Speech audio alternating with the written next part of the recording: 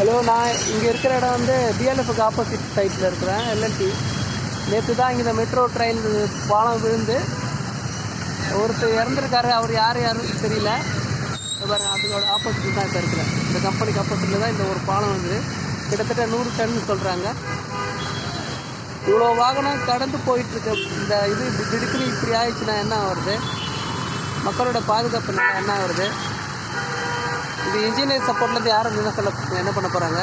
எவ்வளோ வாகனம் பாருங்கள், எவ்வளோ வண்டிகள் பாருங்கள் கடந்து டெய்லி வந்துட்டு. இறந்தவங்களுக்கு 1 கோடி ரூபாய் நிதி கொடுக்கணும் குடும்பத்துக்கு. அதே போல் அவங்க குடும்பத்தில் யாருக்கும் வேலை கொடுக்கணும். பாருங்கள் எவ்வளோ வண்டிகள் கடந்து போயிருக்கு. இதோட இப்போ மார்னிங் டைம் நடந்திருந்தால் என்ன விபத்து நடந்திருக்கு, எத்தனை பேர் இறந்துருப்பாங்க. எல்லா மக்களும் எதை பற்றி இப்போ இன்றைக்கி வந்து குஜராத்தில் நடந்த பற்றி தான் பேசிட்டு இருக்காங்க. 240 பேர் இறந்து பற்றி தான் பேசிட்டு இருக்காங்க. இதை பற்றி யாரும் பேசல. இதை பற்றி எந்த மீடியாவும் சரியாக சொல்லலை.